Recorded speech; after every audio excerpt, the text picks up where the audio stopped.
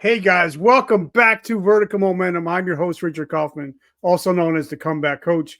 Guys, if you are a red blooded American, this episode is for you. My brother Ryan is a country music star, he's a veteran actor, he does it all. He's a Swiss Army knife of positivity. This is going to be an amazing episode. I'm so grateful. Aaron from Point of Impact. I love you, brother Aaron Hale. Thank you for setting this up. And also Celsius Energy Drink. Thank you for sponsoring this show. Ryan, my brother, welcome to the show. Man, I appreciate you having me. It was great to get on Aaron's podcast and chat with him a bit. And then, the recommendation. That's what I love about the veteran community or the hero community, as I like to call it, because it's not, since I've gotten out of the military, it's not just veterans, law enforcement, first responders, military, the hero community, as I call it. The networking is incredible. You always get to meet amazing people, and I'm honored to be on your podcast as well. I'm grateful for you to be here. And like I said before we got on the show, I think I found my new favorite song, No Second Chance. It's got to be one of my favorite songs. I think I listened to it 6 times before we even got on today. So if your YouTube numbers have gone up, I take credit for that. Right on. And I also love Burn. I'm a big Burn fan too. So I love all your music. So first question right out of the gate, what is your definition of resiliency? Oh, man, to narrow that down to one thing, I think is extremely difficult, but every one of us have to overcome obstacles in life, whether it be a traumatic situation, loss. Most of the folks that watch this, as you told me, your demographic is predominantly the hero community. At one time or another, have experienced something that they carry around with them. But the resiliency, to me, is the ability to shoulder that burden and not let it define you in a way that causes you to falter. To use that burden or that loss or that moment that you carry around with you to fuel your fire to want to be successful and do amazing things. It's one of the things that I speak about when I do my motivational speaking as well, that overcoming those obstacles. I look at resilience for me as seeing a speed bump in life, or just give me a roadblock in life that's right in front of you, and blowing through that roadblock over that speed bump and blowing out your suspension and moving forward with a perspective of looking at that could hold you down as fuel to your fire to want to be successful. Now, growing up as a member of a family of 11, I'm sure you had to be pretty resilient growing up. So give us a quick down and dirty about where'd you come from, where'd you grow up, and how did you become such a force like you are today?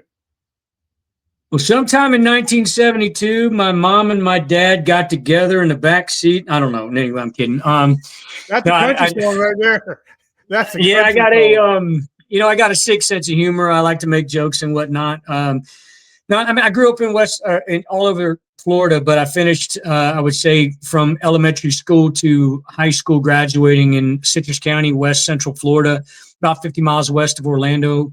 And my house was in Floral City, and I graduated from Citrus High School in Inverness, but went in the Army straight out of high school. I followed in my 2 older brothers' footsteps, and essentially we have a family of military history. Grandfather being in World War II as a belly gunner, my dad being a Marine, my oldest brother Steve being a aviator in the United States Army after being a Ranger in a Ranger Regiment, and then Aaron, my older brother, following in his footsteps. In the Ranger Regiment, 3rd to 75th, and getting out, going back into flight school and becoming an aviator. And I went as a military intelligence analyst straight out of high school and did 9 years as a military intelligence analyst, then transitioned to become a warrant officer myself, and became a Black Hawk aviator, and went through warrant officer candidate school and flight school. Was there with my brother for a lot of my flight school, which was awesome, my brother Aaron. And we were the first 3 brothers when I graduated flight school to fly as warrant officers, brothers at the same time in the Army. So it's kind of cool to make that history in Army aviation, which was, I was told by the historians there at the Army Aviation Museum. But started chasing or started singing karaoke and singing competitions in flight school because I was broke. I was going through a divorce in the middle of flight school and was broke, and found out it was something I loved to do, and I was winning. It helped me pay my bills. I'd win a television and go hawk it off for a couple $100, or I'd win win some money in the karaoke competitions, and then was restationed to Germany in 2000, I believe it was. Beginning of 2001 into 2000, and went to Iraq in 2003. Was my brother? I didn't know he was deployed. I was with the 1st Armored Division. He actually got deployed in 2003 later on, and he was with the 82nd Airborne. Flying Kiowas over there, and he was a cancer survivor. Was non-deployable. Got a waiver to be deployed. He didn't want to be left behind. Didn't want to have his brothers go to combat, because the backstory here, real quick. Aaron was he was a ranger in Somalia in the ambush in Mogadishu that everybody knew about. Black Hawk Down was made after the actual event. He was one of the rangers on the ground. Actually, the only non-commissioned officer did get shot in the whole thing, which was kind of crazy. His words. Anyway, he was a cancer survivor, non-deployable, and had to get bi-monthly blood screenings for that cancer as part of his waiver to be deployed. Make sure the cancer didn't come back. And on January 8th in 2004, he was the passenger in a medevac helicopter on the way to one of those bi-monthly blood screenings when it was shot down, and he was killed in action with everybody on board. And I came home from combat to his funeral. And at that point, the Sole Survivor Act kicked in, because although Steve, my oldest brother, is my oldest brother, he is my half-brother by adoption, because Aaron was my only full-blood sibling to a different biological father. My dad that raised us, he's the greatest man I've ever known. But my biological father, Aaron, I was the sole surviving son from my biological father. In that Sole Survivor Act, the Saving Private Ryan came into play. Plus, there was a provision in the Sole Survivor Act that says that if your 2 siblings are in combat, or more than 1 sibling is in combat, and one of the siblings are killed in action, you're no longer required to be deployed. So at that point, I got restationed as a rear detachment in Germany. A rear detachment. I think I was the XO for a minute, but anyway, spent a few months in Germany, then was restationed to Fort Rucker as the attack officer and warrant officer candidate school, and then moved on to being an academic instructor. And during that time as attack officer, between that and becoming an academic instructor near the end of it, I competed the American Idol's version of the military, which was on military installations, called the Military Idol, and I got runner-up. And I always say that everything happens for a reason, good, bad, or indifferent. And although I got runner-up, when the winner went to the national championships, I actually got to open up for Daryl Worley and Tracy Lawrence on the Fort Rutgers 50th anniversary celebration. And that day, I met the Army band had a rock band, and I met members of the rock band because they were playing, and they actually had shows off post. And I already had a marketing plan put together. I already had all this. Like I just didn't know how to get into the business and get into the bars and all that kind of stuff. But I know you had to have a band, and they needed a country music lead singer. So I said, well, hey, do you guys mind changing your band? I've got all this marketing stuff put together. I'm ready to rock and roll. And they said, sure. And that was on a Saturday. And my first show was that next Thursday with them. And it just escalated from there. 6 months every 6 months, I set goals to move to larger clubs, into the larger scene, was traveling back and forth to Nashville to network and try and get into the writing scene, but getting to know folks up in Nashville. And and then I was doing the club scene, large club scene, festival scene. And I mean, that was, I think, what was that year? That was 2005. And then in 2007, I actually opened again for my first real major concert, open for Montgomery Gentry and Trace Atkins, which was kind of cool. And never looked back from there. Just, started trucking it. And then in 2012, retired from the military, moved up to Nashville full time for music. And my safety net, fortunately, was a military retirement check. But went from being a Black Hawk aviator, an officer in the Army, to going to college full time, being a bar back and a personal trainer, to chase this crazy dream in country music in my brother's honor. And, that obviously we could talk about Randy, my brother-in-law. That was in 2013 as well, but that's down the line. A lot of stuff happened between moving to Nashville and in 2013 because we released Crank It, my first music video, in 2012. My brother-in-law, Randy Billings, was killed in 2013. He was piloting a Black Hawk in Afghanistan. And we became a 2-time Gold Star family at that point. And then I started chasing this dream in both their honors. And it's been an incredible fuel to my fire to have them in my corner when things get rough, to know that I still have a voice and they don't, and I'll continue using mine. So it's been an incredible, I mean, there's so much more to happen after that, but I'll talk for 30 minutes and you won't get to ask me anything else. So it won't be a two-way conversation. So I'll stop when Burn came out in 2016 and I got discovered by the Professional Bull Riders. But there was so much stuff that even happened between 2013 and 2016 that, I mean, the Grand Ole Opry with Charlie Daniels, the Ryman Auditorium, Bridgestone Arena, all these crazy things that happened all in a very short time frame. So anyway, that's pretty much the summary of how things, and there's so much more that happened after I got picked up by the PBR, but yeah, I could be here all day talking about that. So, well, I can listen to you talk. I can listen to you read the dictionary to me, brother. So I'm just having a good time. I just love this conversation. But take us back, because a lot of us deal with survivor's guilt, and a lot of us struggle with that. Whether we lose a blood brother or a brother by choice. What was that like? Losing a blood brother, and then then your brother-in-law, a couple years later. So how did that work on your psyche at this time? It destroyed me. I mean, when Aaron died, if you could imagine, I took my own path, but it kind of paralleled Aaron's. But growing up as kids, I followed in his footsteps in everything that he did. Essentially, he was my standard of performance in life. Everything that he accomplished, if I could beat that, I knew that I did well. We ran track and cross country together. And all of his times were my standard of performance. And if I beat him, I felt that I did well. And then in the military, get his promotion rate, when he got promoted, the things that he did, he was much more of a hardcore badass than I was. I went military intelligence. He went into the Ranger Regiment.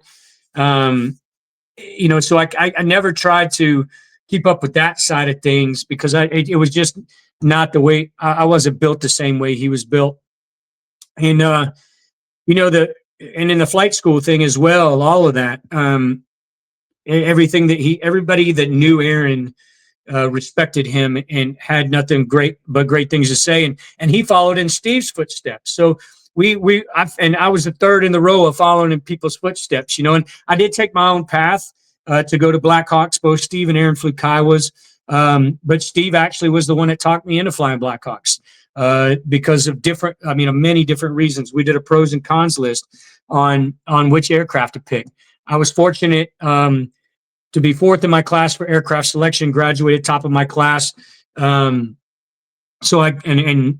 second for Black Hawk. So I got to pick where I wanted to be stationed.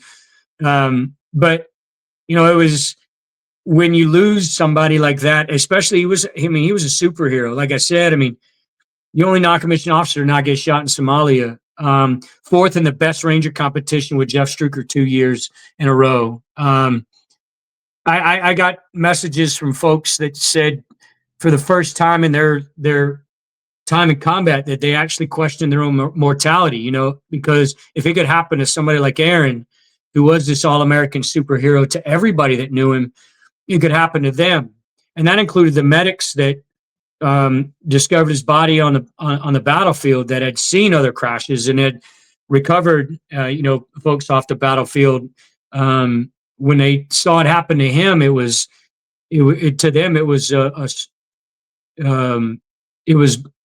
a clear message that they really could be taken as well. But for me, my family was shattered by it, by the loss. Everybody deals with grief differently. I went to a really bad place for a couple of years. I pushed everybody away. I couldn't keep a solid relationship with anybody. I had very few close friends. My brother, who was the second greatest man I've ever known, even he and our relationship was strained because the way I was dealing with grief. And it really was because I didn't know how to. I'd never lost somebody, especially like that. My grandfather died. I mean, but when it's your grandfather, those, the old age and whatnot, not somebody who's 30, in their 30s and was you've known him all your life. It was this whole different situation. And I made a lot of bad decisions, but one of the best decisions that I made, and I talk about this when I do my motivational speaking as well, is that everybody who loses somebody, or everybody who's been in a situation of loss, and I can give you the loss perspective.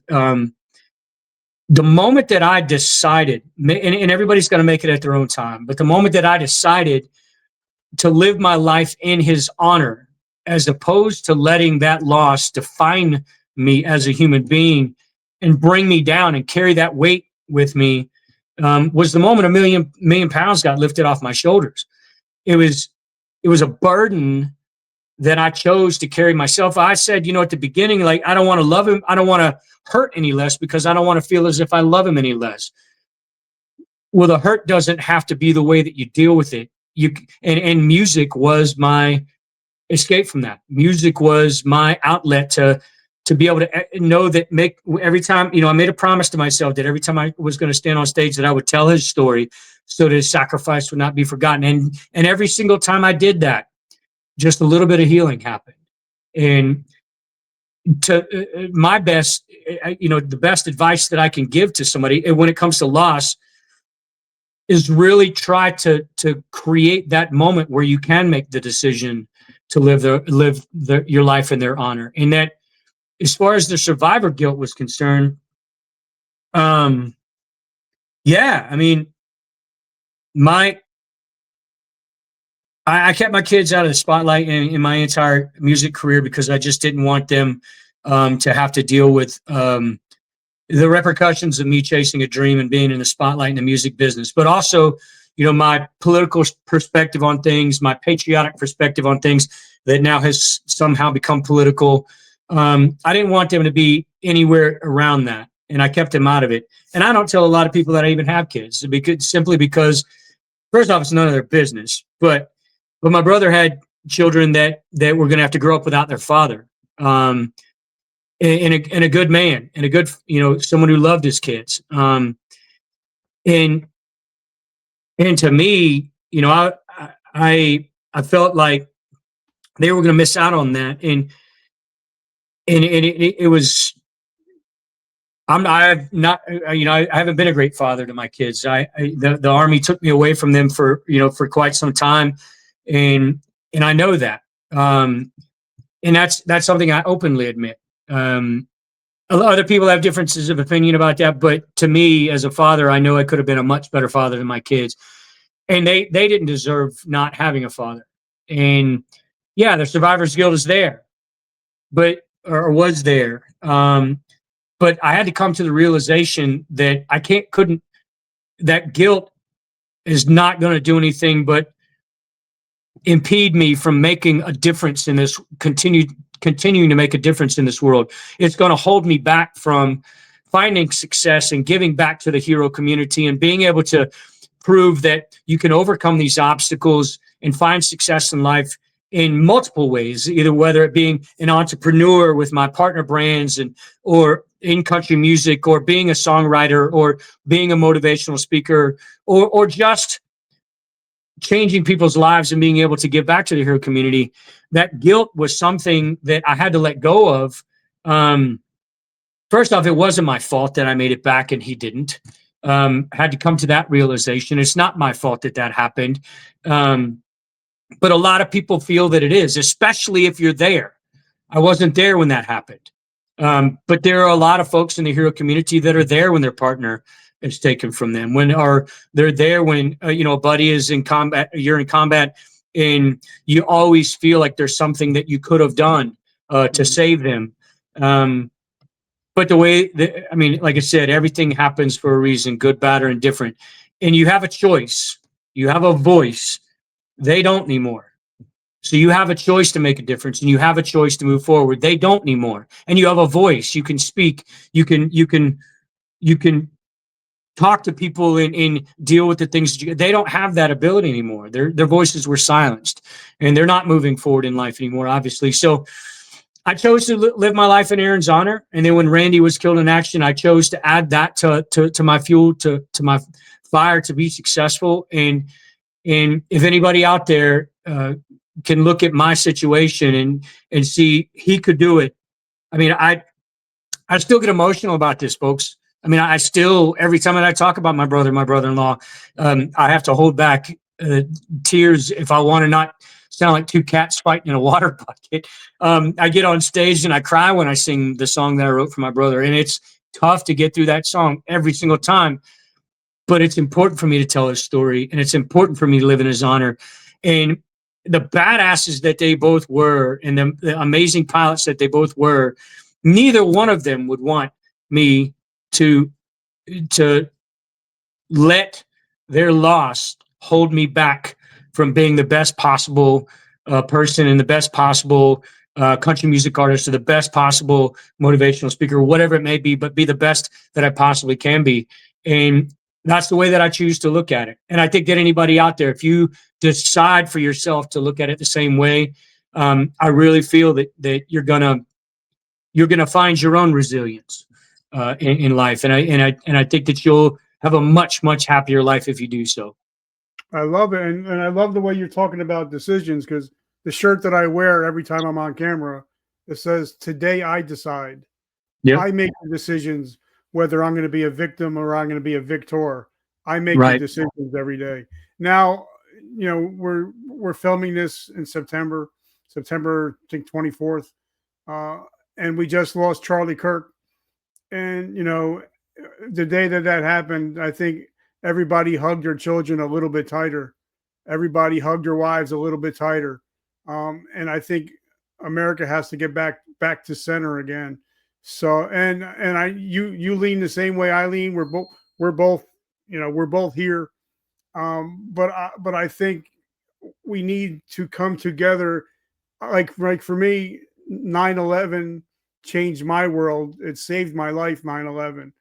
But I think one of the greatest days in history was September 12th, 2001, because we were all Americans. There was no, Black America. We sold out of flags within the first hour in our country, and we became one country again. Don't you think that we need to become one country again? Absolutely. I mean, but the thing that really, really frustrates me now more than ever is that the division doesn't make sense.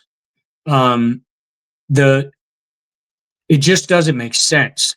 And why does it take what happened on September 11th to galvanize a country? And in today's day and age, back then it took something like that to galvanize a country. But we have the choice to be galvanized or be divided.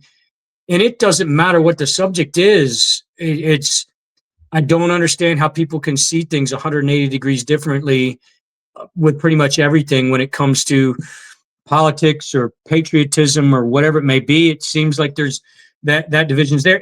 And a lot of folks would go on my page and say that I'm stoking the division because I point out the hypocrisy, and I point out the things that don't make sense, the things that just aren't logical, the things that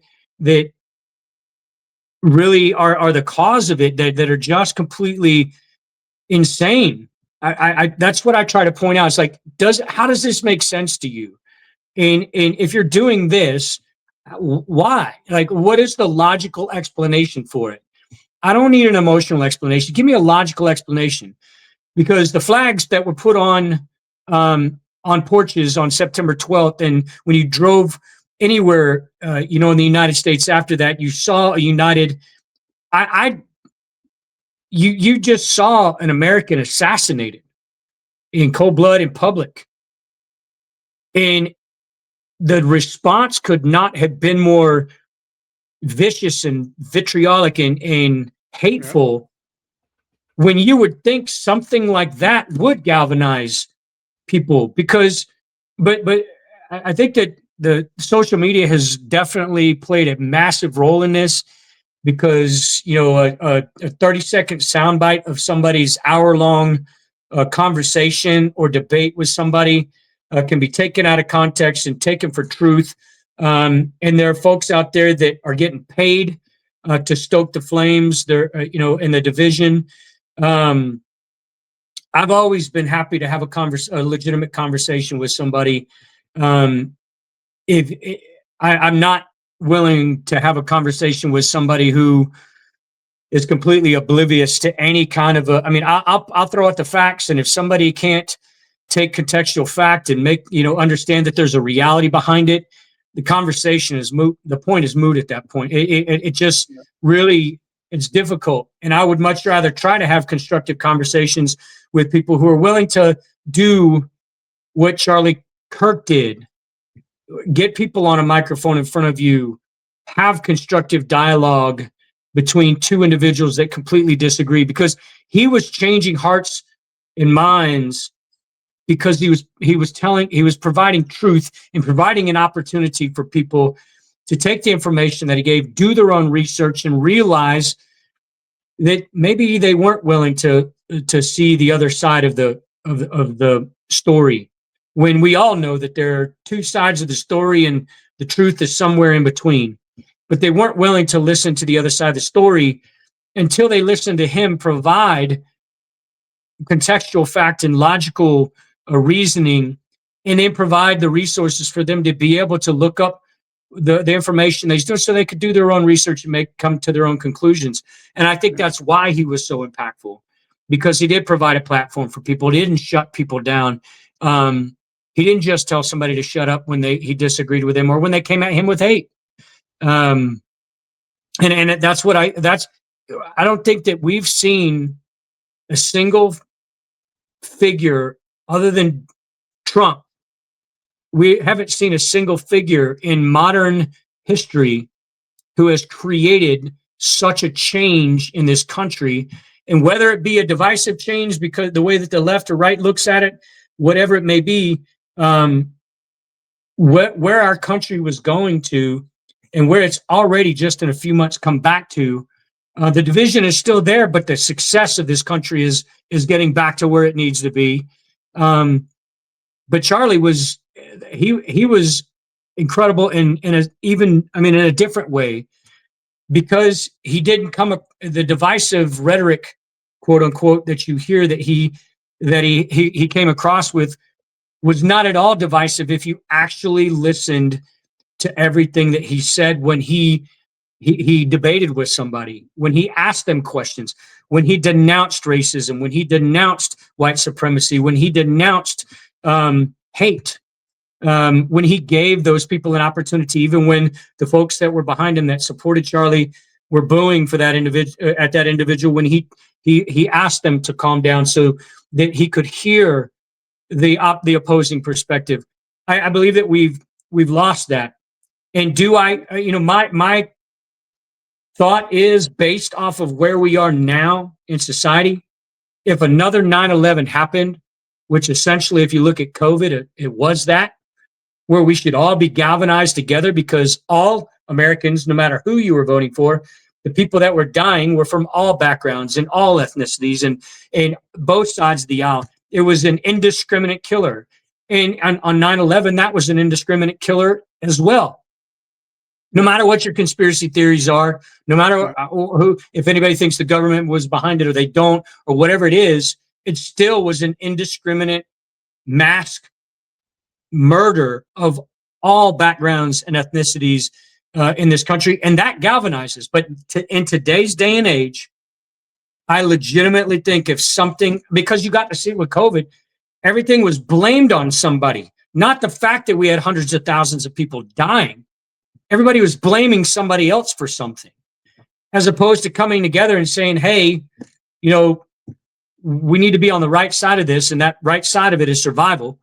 Whatever it may be, we can't be turning against our fellow Americans and saying that people need to be segregated. We can't be turning against our fellow Americans and saying that they deserve to die because of their political perspective. I just don't know what it would take for us to get back to the same place we were on September 12th. And that's so unfortunate. It really is. Because if somebody's not coming at me, I'm willing to have a conversation. If somebody's not coming at me and I have to be on the defensive, I'm willing to have a productive conversation with that individual. But even then, if I ask productive questions and it's just hate and there's no conversation, because you even saw Charlie on several occasions have to shut the conversation down just because they weren't willing to listen. And all they were coming back at him with was hate and vitriol. He still came back with them. And even at the end of it all, I love you and I'll pray for you. You know, I love you and I hope you change your mind. I'll pray for you. That's how he always finished his conversations, no matter what the conversation was. I just don't see us. I don't see what it's going to take for us to get back to that point. It has to be a cataclysmic event, unfortunately. It has to be something like that, I believe. And I just hope that never has to happen. I mean, I don't know. I grew up in New Jersey, but I became a man when I moved down south. I moved down to South Carolina. I was down there for 10 years, and that's when I became a man. But there's something about the South. I'm a big NASCAR guy. I'm a big junior. I'm a big Dale Senior guy. I used to love going to the races, and it was amazing. If you even tried to take a knee at a NASCAR race, you were not going to make it home. And the Western culture as well. Yep, and they're so pro-America. You know, not even political left or right. They're just the red, white, and blue. That's why I named this show Red, White, and True.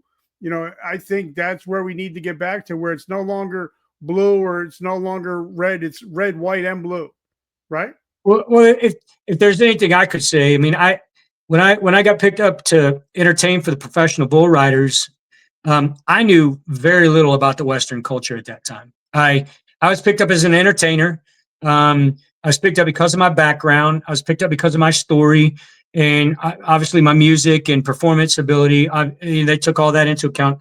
I was picked up to honor our heroes across the nation. And you want to talk about a steep learning curve about the Western culture, because I got partnered with bull riders for radio interviews and television interviews. And I knew I had to learn about the sport as quickly as I possibly could, because I knew nothing about the sport. And I embraced it and loved every minute of it, because the Western culture, it's about, I mean, there are concrete right and wrongs. There are gray areas in some things, but there are concrete right and wrongs. There's mutual respect and decency. There's sportsmanship. There's grit. There's determination. There's hard work.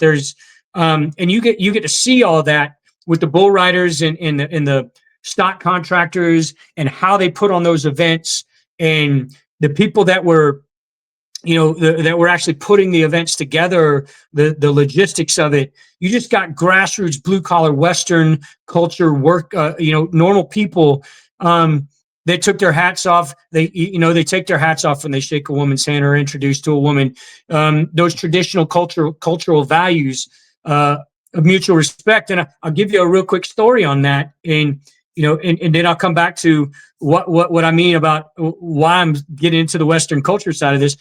So as a country music artist, when I first, if everybody watches Burn, when I first got into country music, the 80s, and it still is, but my background is 80s rock influence. Like, I mean, I grew up listening to 80s rock. Yeah. I also grew up listening to late 70s rock with Steve, the Steve Miller Band, the Eagles, Journey, all those amazing bands from back in the 70s and early 80s. And then I grew into the hair band music as well, like the Bon Jovis and Guns N' Roses and Metallicas. So a lot of my musical influence is those 80s rock bands. If you listen to Burn, you can clearly hear 80s rock in there. If you listen to Crank It, clearly hear 80s rock in there. There's always some kind of a soaring guitar solo. I love guitar solos. I love having two badass guitarists on stage with me that both can solo, so we can battle off in the live shows. Anyway, if you watch Burn, I have a curved bill, bent down front cowboy hat. And that's when I started in country music, because, the Bret Michaels of, look and that kind of stuff, that was kind of my thing. I was going to infuse the 80s rock in it. I had that 80s rock look.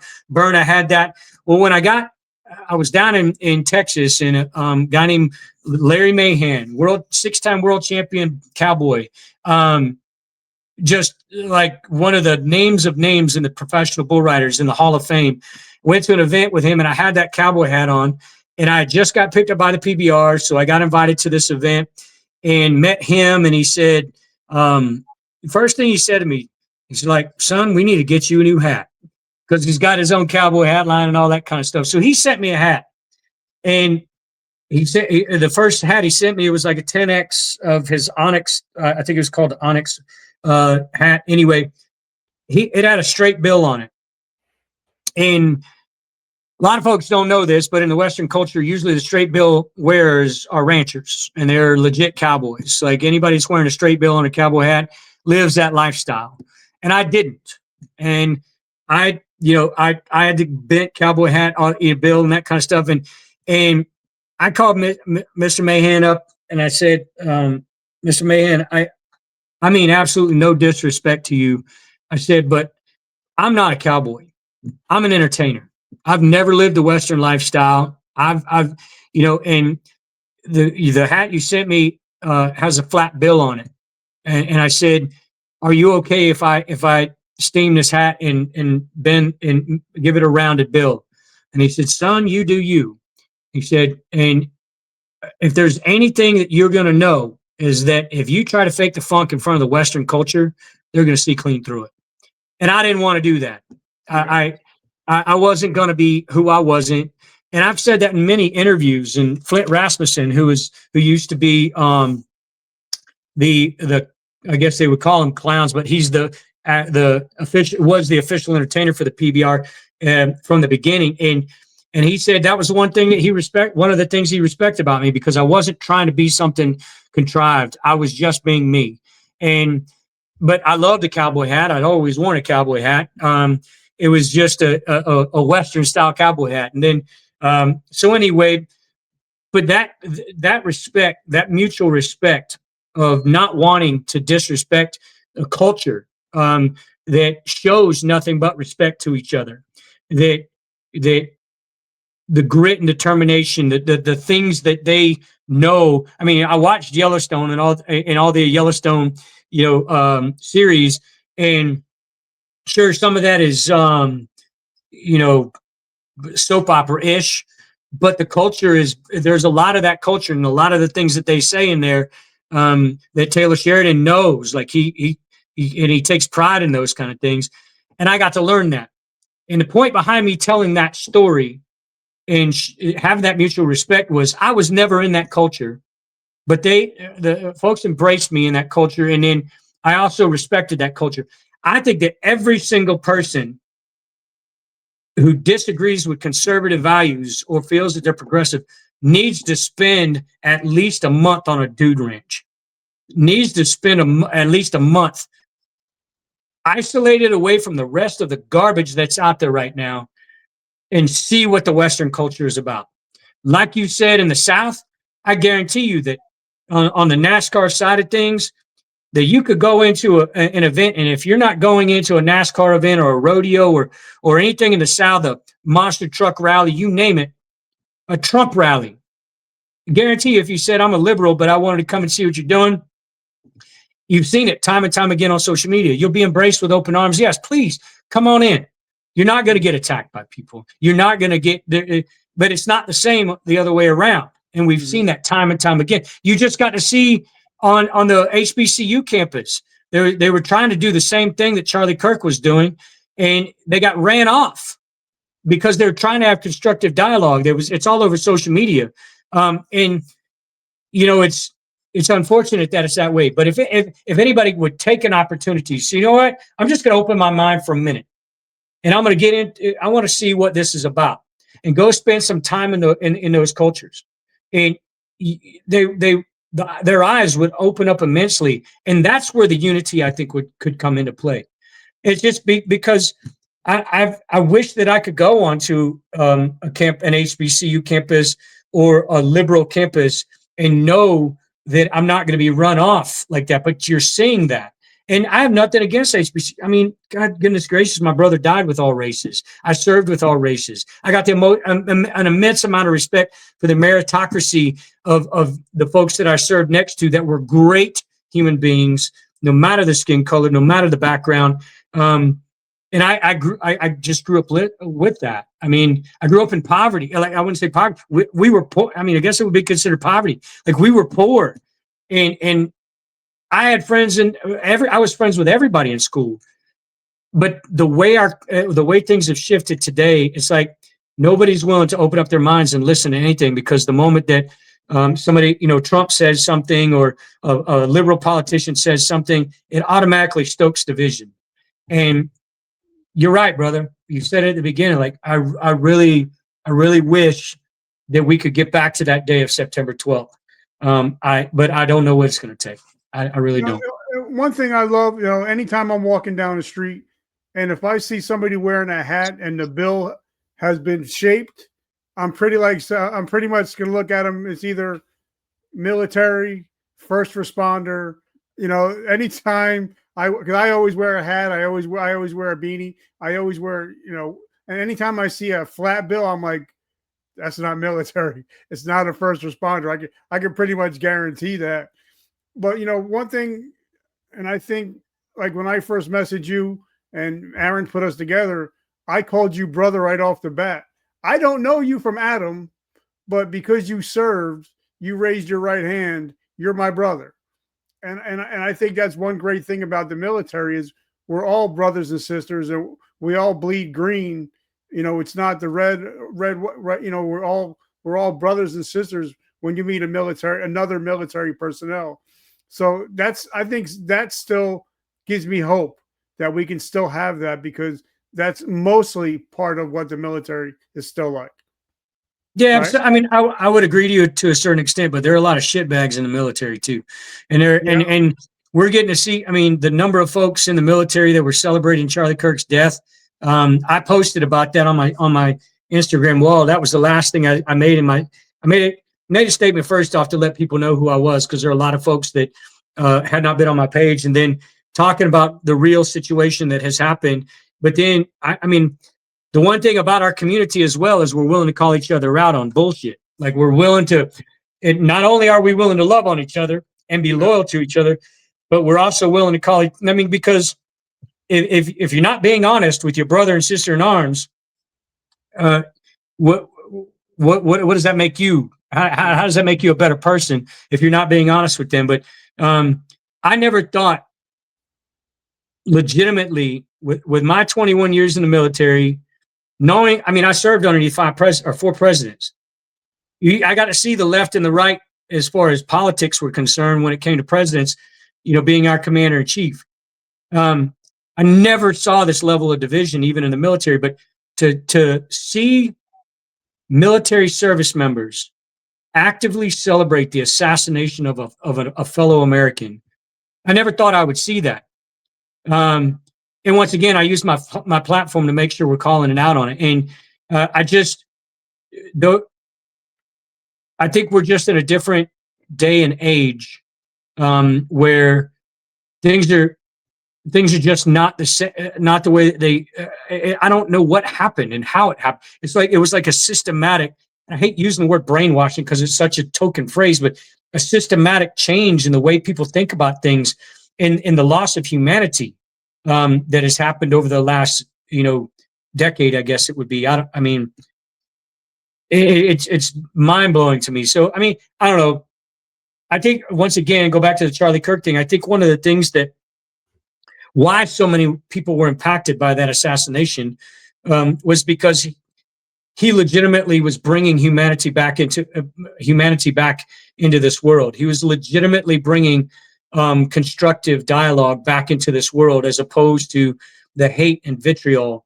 And to see a good man like that go down, I think that's one of the main reasons why this has impacted so many people to action, like move people to action, as opposed to now sitting back, because it's kind of like, well, I feel I'm a good person. I feel I have an honorable character. I feel like I'm an honest person. I feel like I'm trying to do the right thing in life, and I'm being attacked for it on a day-to-day basis. Suicide, or death threats, suicide. I mean, not suicide myself threats. All those kind of things is like, and I'm being attacked for trying to do the right thing. And I think seeing that someone like Charlie, who was trying to do the right thing by providing a platform for both sides to speak, it just made me want to keep my mouth open even more, to speak louder, to be more involved in the conversations that matter to everyday Americans, and less involved in the conversations that don't. So I don't know. I like you said, bro, I don't know how we're going to get back to it, but the military side of things, if there are military service members out there that are watching this, and you feel the way that I feel about this, just know that you're not alone in that fight, and you don't have to stop fighting for what you believe in. And that oath that you swore to uphold and support and defend the Constitution of the United States against all enemies, foreign and domestic, and obey the orders of the President of the United States and the officers appointed above you. All those things that you say, stick to it and be legitimate about it. And your emotional decision making doesn't matter, because you're serving in the greatest armed forces in the entire world, and it's a privilege for you to be able to do that. And you can't disrespect the flag that's on your shoulder and the uniform that you're in. Because I don't think anybody that's listening to your podcast would be on the side of celebrating somebody's death anyway. But just know that if you stand your ground in that regard, you're not in the wrong, and you're not alone. And I love it now. Today at my house, it's been all Ryan Day. It's been Ryan Day ever since I woke up this morning. I've watched every video that I could find of you. Like I said, I think I found my new favorite song of all time, and I'm so grateful for you. So, take us a little bit back behind, where the song "Burn" came from, where that originated, where No Second Chance, because I believe that, I got run over by a Humvee. It ran my head over, and that's why I'm blind now. But I believe that there, ever since I got through that there is no second chances. That there, I only got today. I only got right now. I don't have tomorrow. I only have today. So what were some of the thought process behind No Second Chance?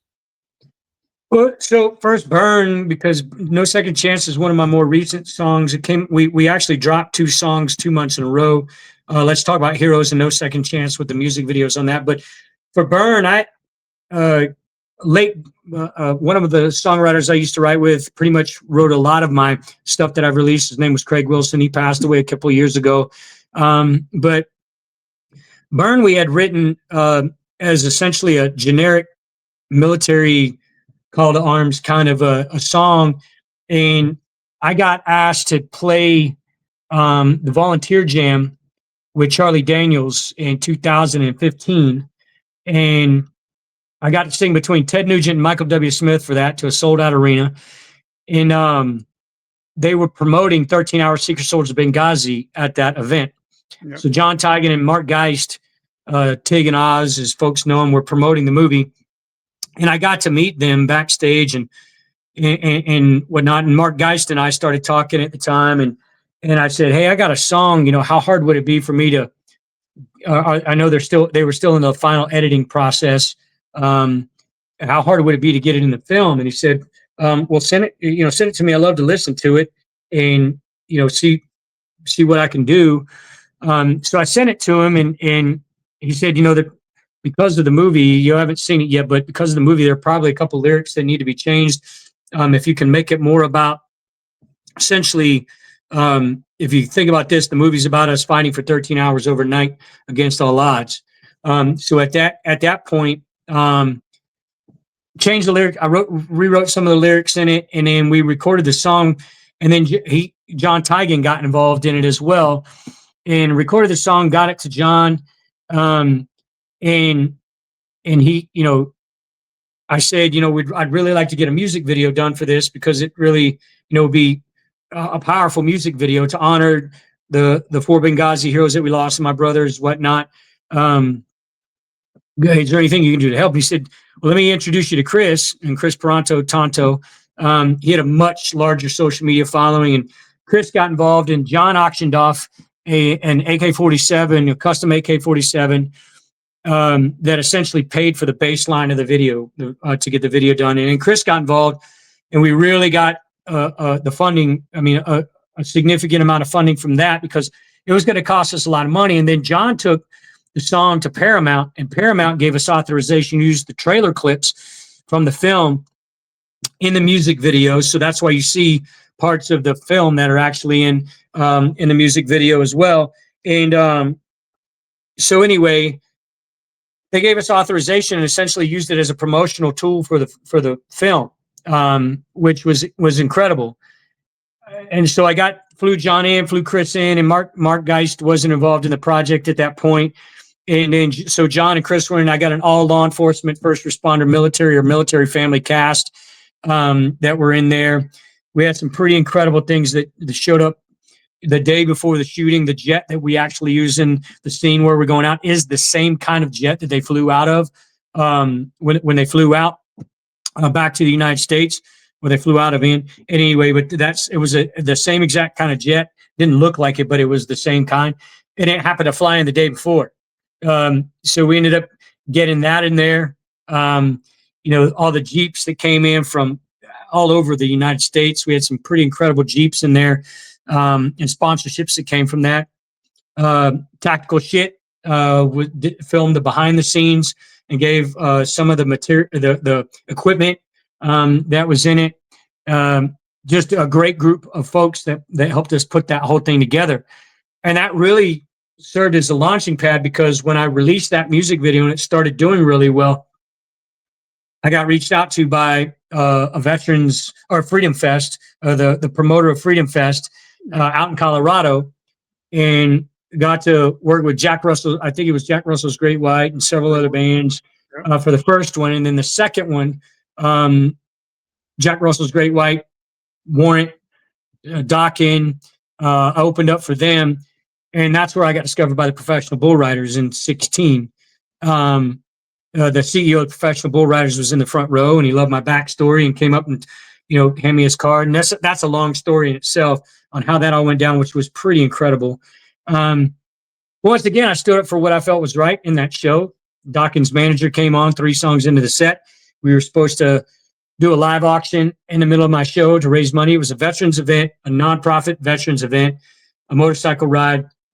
We were raising money for the American Soldier Network, and Dawkins' manager came 3 songs into the set on the stage and told my guitar player at the time, actually told Craig, we were done, get off stage, with a couple extra colorful adjectives. And then I was on the front of the stage singing, didn't know it. So I came back and they said, hey, we're done, we got to get off stage. And I said, oh no. And I looked out in the crowd, there's a bunch of bikers at a biker bar, a veterans event, and I'm opening up for 80s rock bands, and I don't ever drop the F-bomb on stage. If there is a potential that kids might be there, whatever it is. But I started dropping F-bombs. My wife was filming, and she pulls it down, and I just said, I'm the only veteran on this bill. I came here to raise money for my brothers and sisters in arms, and Dawkins' manager just came on stage and told me to cut my set short when we were about to do a live auction, and I haven't gotten to that yet. I got Mark Geist, who had driven in, a couple hours to watch come to the show and come on stage with me and sing Burn. That was the first show we were actually performing Burn live on stage with. So the CEO came up to me afterwards and said that I love what you stand for. I love your backstory. I love your performance. We'd love to get you involved in it. So that in 2016, Steven Tyler was the headliner for the World Finals at T-Mobile Arena in Las Vegas. And in 2017, I was the headliner. Nobody knew who I was. So you had Aerosmith, Steven Tyler was the headliner. Then next year they had some guy that nobody knew who I was singing to a sold-out arena. My first show in 2018 was Madison Square Garden with them. And we did, over the next 2 years, did a total of 28 arena shows, and they sent me to Australia for shows.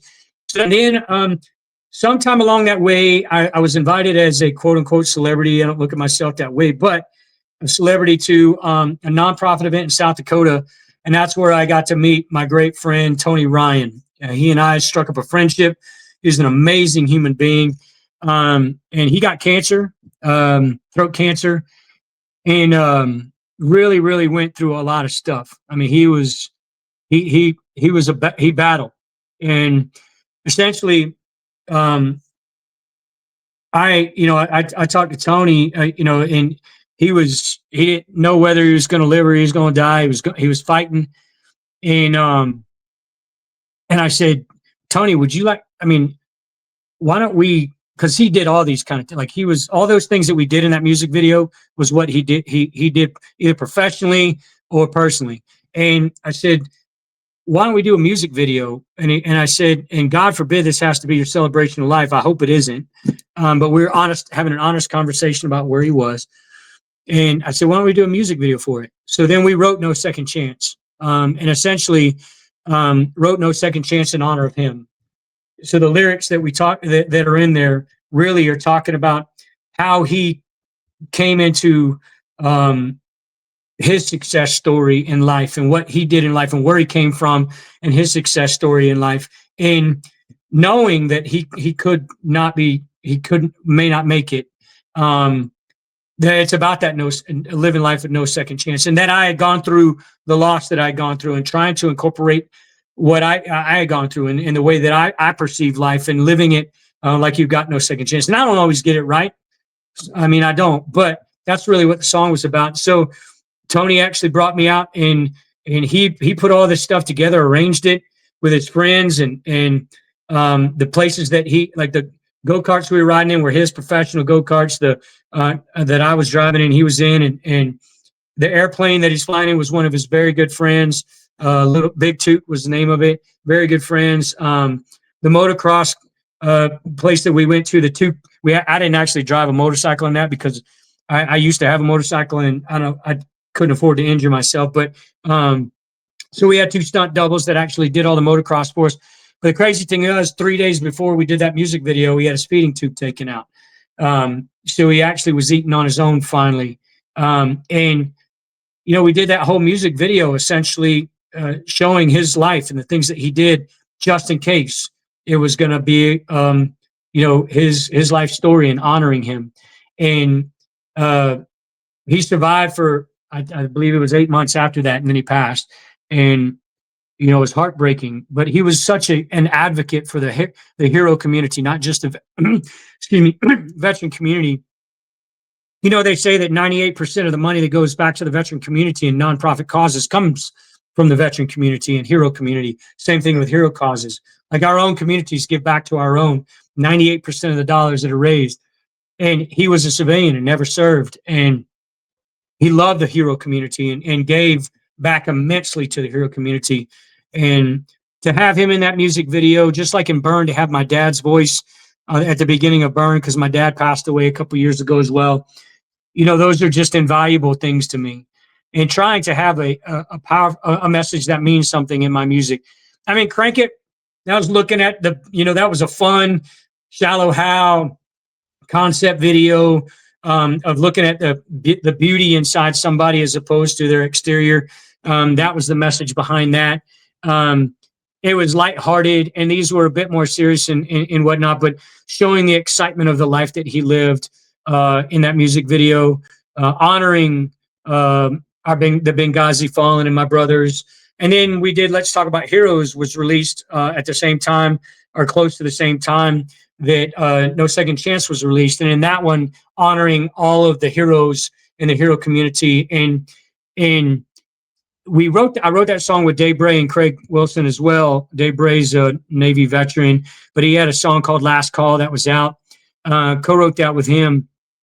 And it was at a time where the BLM riots and all that stuff were going on, and our heroes were being vilified, where our law enforcement was being vilified, where you were seeing first responders, firefighters, and EMTs getting attacked on the streets, and our military was being disparaged because they were being forced to, guard monuments that were being destroyed, and they had to go into DC, the National Guard, and around the nation to defend from all the riots and everything that was going on. And the song really was, I wanted to talk about hero stories.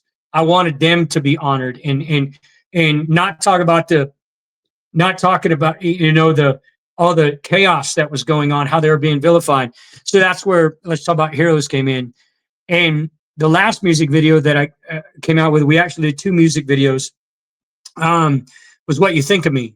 So we did a performance music video that was a shortcut, and then we did a editor's clip, essentially, as a director's cut, where it had the long story. And I had that video in my head 10 years prior to, on January 8th, 2014. I wrote co-wrote What You Think of Me in my living room. It was the only song I ever posted after I wrote it on social media, because I didn't think anybody, after I told my story before I actually posted it, would steal it from me. So 10 years to the last day I saw my brother alive, we released the music video on January 4th in 2024. And that music video, I feel, that's the most important song I've ever written, because it's in honor of my brother. Every verse in that is in honor of him. But anybody who's ever lost somebody that they loved can listen to that song and relate. A crazy irony about that one is that the first song that I ever won that I sang in a karaoke competition was Amazed by Lone Star. It was the first time I ever won a karaoke competition. I sang that song. And the founding member of Lone Star, Dean Sams, the keyboard player for Lone Star, actually produced the song for me. And I got to have it. It's kind of, if you listen to it, an homage to Lone Star. And that song, in the first time I ever, which really was what inspired me to go after this. And 10 years later, or excuse me, no, that was 2005 2000. So 24 years later, it came full circle. And I had Dean Sams from Lone Star actually produce that song for me in honor of my brother. So he's in the music video as well, playing piano. His son actually recorded the performance cuts from it, which is really cool to have that passed down in a generation with his son, who wasn't even alive when I first sang that song, first sang Amazed. It was really cool. And to honor my brother in the way that we did, everybody watches it. That storyline is a metaphor to Aaron and I's life. There are a lot of things that are actually in that video of us talking, or the kid that played me in that video. My brother and I used to do that in high school. We always sat in his room and talked to each other after his soccer practice or track practice, whatever it may be. My brother Steve is actually playing my dad in that. There's so many things in that music video that mean the world to me. All of my best friends are in there. Chance Joel, Trey McCampbell, who's been with me for 11 years in my band. He's also my band leader, my production manager, and now my manager. Chance Joel and I became amazing friends. Heath Smith, who is in my other music videos as well. He's the father talking to his son at the beginning. Let's Talk About Heroes.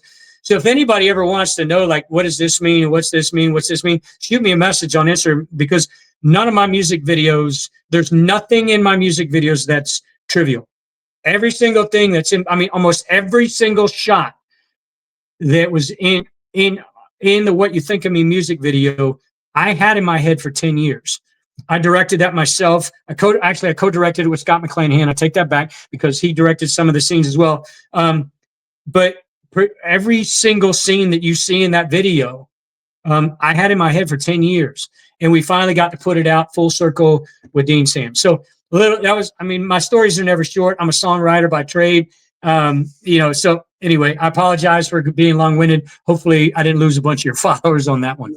Nope, I love it. And now I can't wait to go back and watch them all again. So, as we're winding down, what's coming up in the world of Ryan Weir? Well, I have the fortunate opportunity. I got invited to play the 250th anniversary Music City Marine Corps Ball. So I'll be doing that. I believe it's on November 1st. I get to play for a bunch of Devil Dogs, which I'm excited about. Being my dad was a Marine, although I wasn't a Marine. Absolutely love all of our service members. We've got some stuff in the works for next year already that I'm excited about. Got a book in the works It's about time that I tell my story in a book. Haven't done that yet. And it's really hard for me because I have an attention span of a gnat sometimes. Thank God that most songwriting sessions are only about 3 hours because I start getting bored real fast. But the book thing is really hard, especially to talk about myself. Plus, we just lost my granny, the matriarch of the family, and a lot of the stories that I'm telling in this book, she's in them, and she was my storyteller, and she would always tell stories about when we were kids, and that kind of, for me, it's like, I don't know if it'd be a cathartic grieving process to get that book out or to get back on writing the book, but I've kind of paused it because, it's, I want to tell the story the right way, and I don't want to tell it just on emotion, because there are a lot of facts in order by timeline that I want to make sure that I get right. There are a lot of people that I care about that are going to be in this book that I want to make sure I tell the story right. And if I'm doing it on a purely emotional level, which I will if I start talking about my granny, I don't think I'm going to get it right. So I'm kind of taking a pause on that. And my co-writer who's on this, Barbara, I'm sorry. Her husband, she's a Gold Star family member as well, but she's co-writing the book with me. And I don't know if she'll get this far in this thing, but I'm sorry, Barbara. You're an amazing, amazing woman for being so patient with me on this. But hopefully we'll get that book out next year, sometime in the spring, maybe. If not, just sometime next year. But got some massive concerts already in the works for next year, which I'm excited about. And I can't wait to announce those massive concerts. So super stoked about that. And to get back on stage, because this year has been a really slow year for shows, which has been weird, but it is what it is. So that's where we're at. I love it. So where can we find you? How do we support your mission? How do we get in your ecosystem? RyanWeaver.net is my website. Pretty much has all of my social. It has all of my socials on it. You can email me from there. Just so everybody knows, Ryan Weaver Country on Instagram, but and I can't remember my Facebook one, but most of my posts on Instagram go to Facebook anyway. If you message me on my social media, I'm the one answering you. I don't have somebody else running my own stuff. So it may take me a little bit of time because I probably get 100 messages a day. I have to sift through all the hate and find the love, if you know what I'm saying. But any of my social media pages, you want to connect with me directly. If there's anybody that's listening to this, all of my music videos have been essentially fan funded and crowd funded. They're expensive. They're really expensive. And we've got something massive in the works right now to honor Charlie. If anybody's interested in being an angel contributor, a sponsor for a music video to honor Charlie, we're going to record a song for him as well. 100% of the proceeds are going to go to TPUSA. I'm not going to make a dime off that song. As far as the digital downloads, all that kind of stuff, even streaming platforms that we're going to be on, we're going to give it all to TPUSA.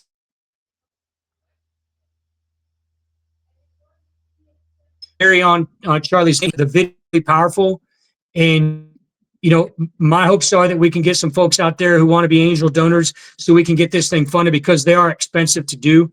And just reach out to me and I'll let you know if you want to be involved in the music video, if you want to be part of it, if you want to be there to see us shoot it. We've always opened that opportunity up to sponsors.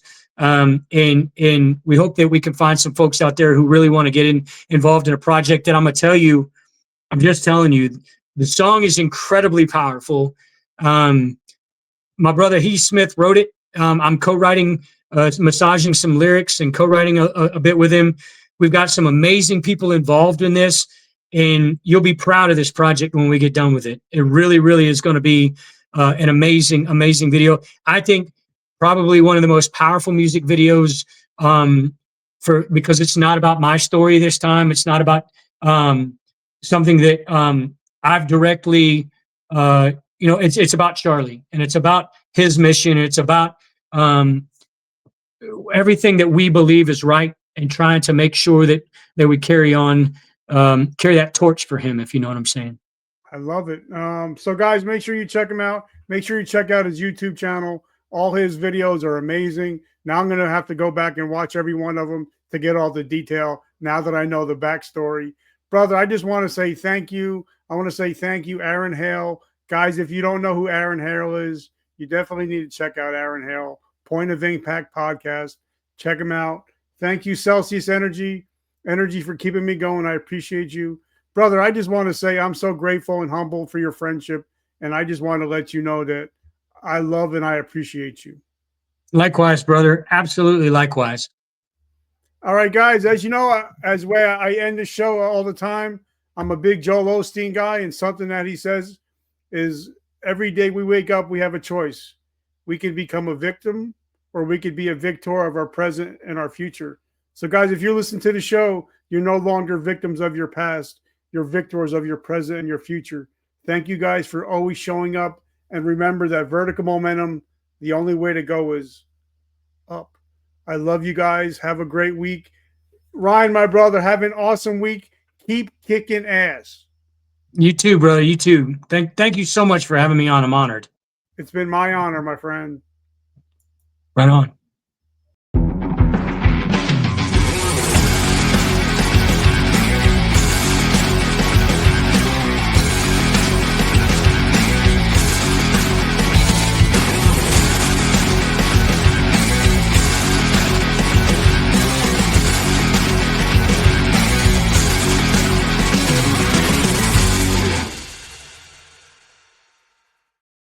Hey, my brother, I just want to say